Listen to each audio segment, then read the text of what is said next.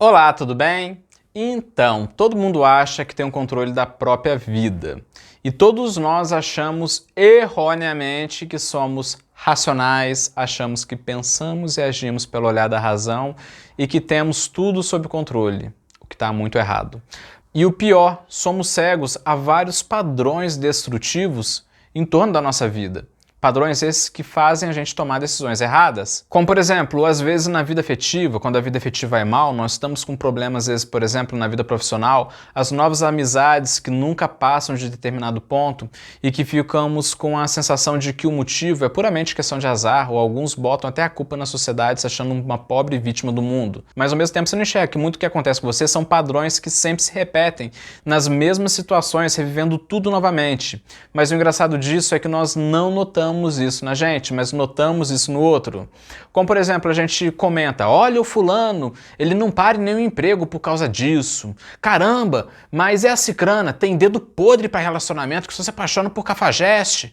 Caramba, o cara é muito inseguro, por isso que ele não consegue fazer aquilo. Nós vemos isso na pessoa, mas não vemos isso quando é com a gente. Mas quando é a gente no lugar deles, a gente não se toca que estamos repetindo o mesmo erro que já repetimos no passado. Mas o problema é que as pessoas não tendem a acreditar nos próprios padrões negativos, pois é algo que o egocentrismo sempre vai tentar esconder. Mas tem uma questão que dói de aceitar.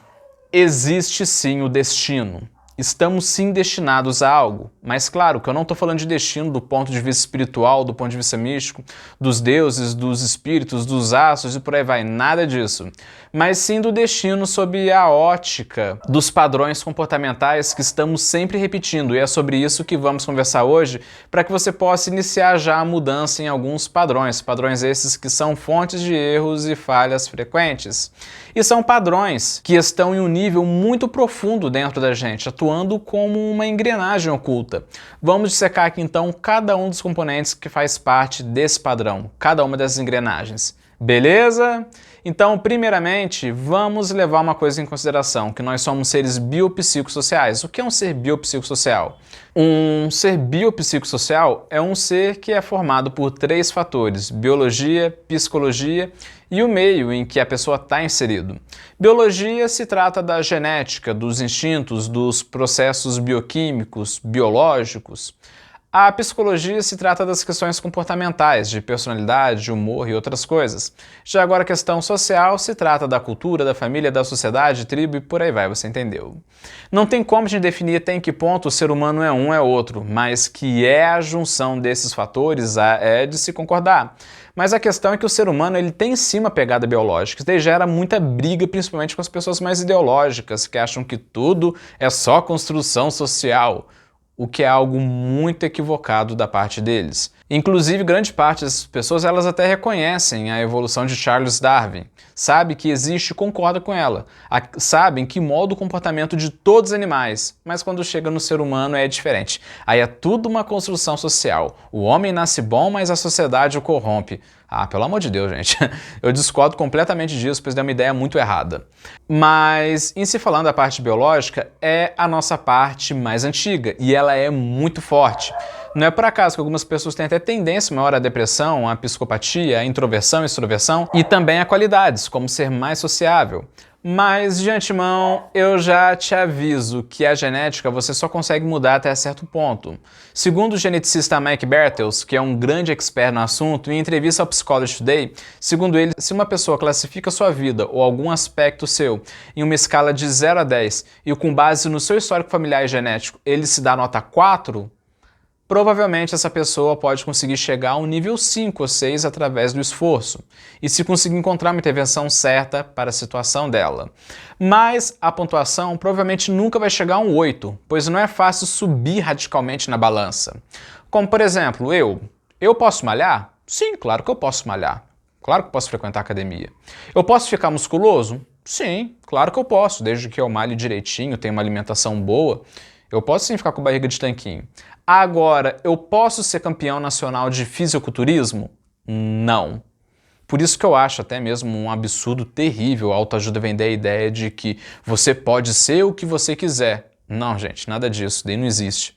Mas em se falando de caráter, tem sim também uma parte genética. Inclusive tem uma psicanalista A Melanie Klein, que ela estudou vários bebês e notou que algumas pessoas gananciosas já tinham tais características que eram visíveis logo no nascimento, com sinais claros de ganância, já em alguns bebês. Ou seja, tem sim uma pegada biológica nisso tudo. Mas é claro que não é só a biologia que vai determinar o nosso padrão comportamental. Tem também o segundo ponto que é muito importante, que são os nossos primeiros anos de vida. Nossos primeiros anos de vida... Ai, meu Deus do céu, a bateria do notebook vai acabar. Nossa, vou ter que sair daqui para lá pegar o carregador.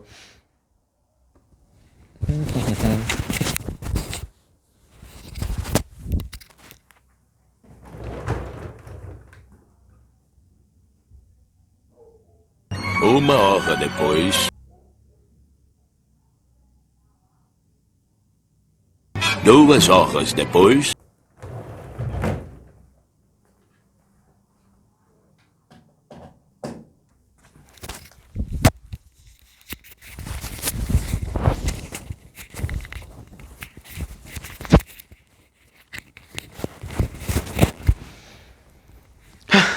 Voltei. Nossa senhora, fui correndo. Perdi agora onde eu tava. 2000 anos depois. Mas então, voltando aqui, mas não é só a biologia que vai determinar o nosso padrão comportamental. Tem também o segundo ponto e que é muito importante, os nossos primeiros anos de vida. Os nossos primeiros anos de vida são relacionados à nossa mãe e a quem cuidou da gente, que são as pessoas que cuidam da gente na primeira infância, entre os 4 e 6 anos.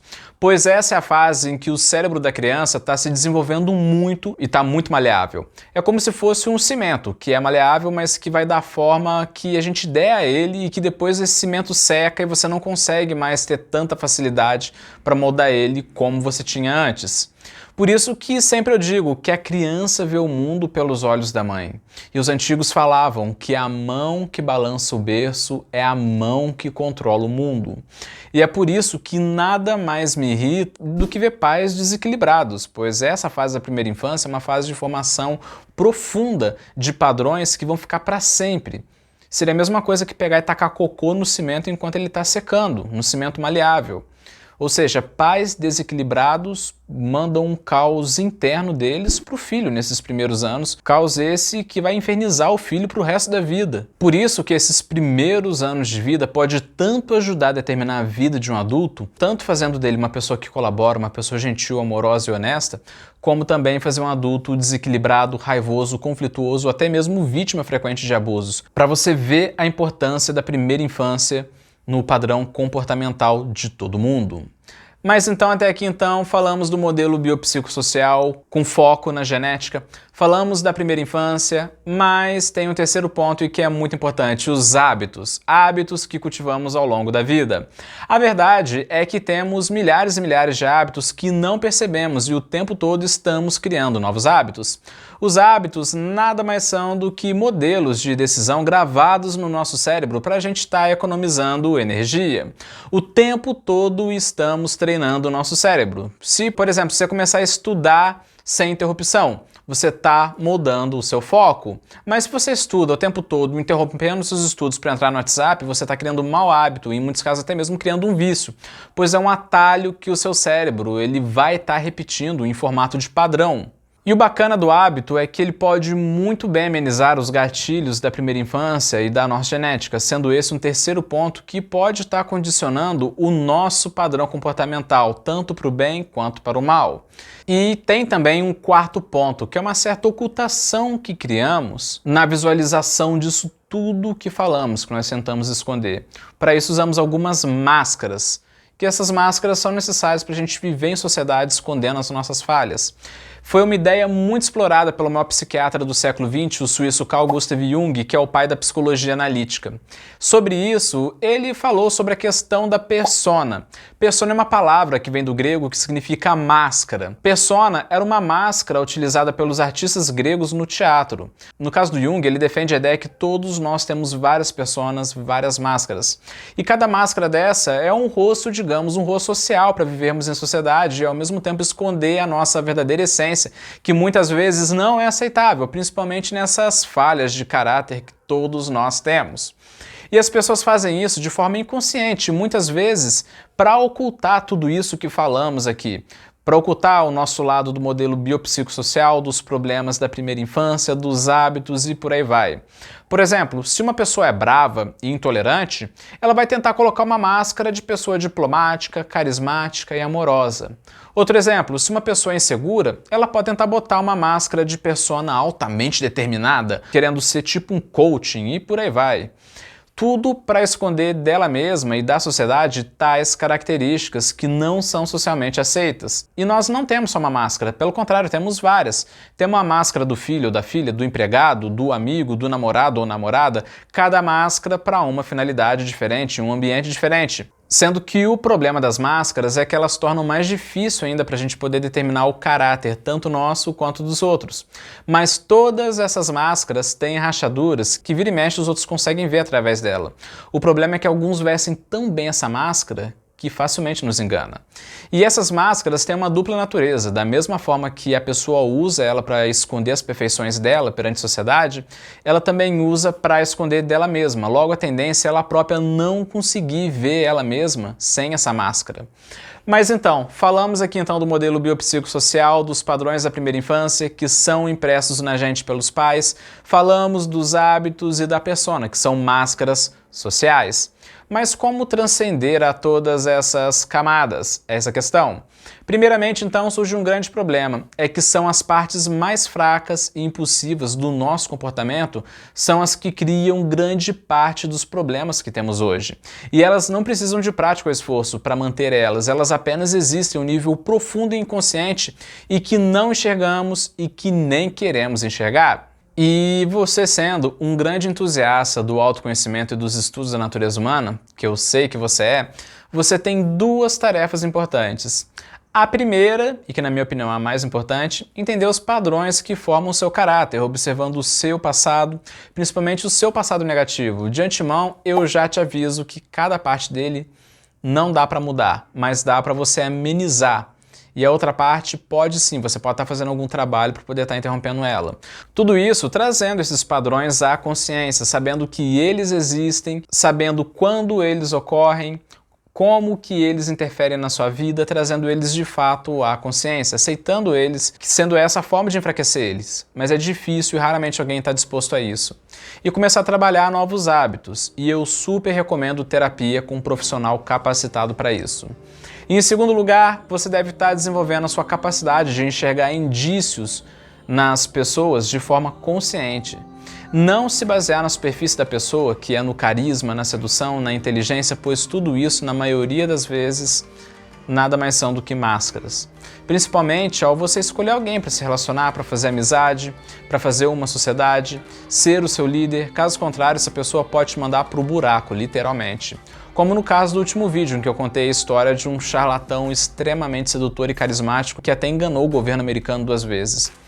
E é importante você ficar ciente mesmo que todas as pessoas usam máscaras. Até eu, enquanto estou gravando esse vídeo, estou usando uma máscara que esconde a minha verdadeira essência, para encobrir partes que eu não aceito do meu caráter e partes que não seriam aceitas na sociedade. E todo mundo é assim, até você. E é importante você aprender a ver isso em um nível consciente, o que pode estar salvando a sua vida e que é uma habilidade que dificilmente alguém tem. Em que a pessoa, por exemplo, se apaixona agora pelo carisma daquela pessoa que aparenta ser franca e sincera, porém mais tarde se depara com um demônio em pessoa dividindo o mesmo teto, o mesmo projeto, a mesma empresa, a mesma casa, a mesma cama. Por isso, com base nessa nossa conversa, eu quero só te pedir uma coisa.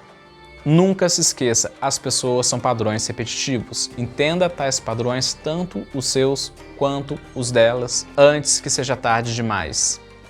Pense nisso.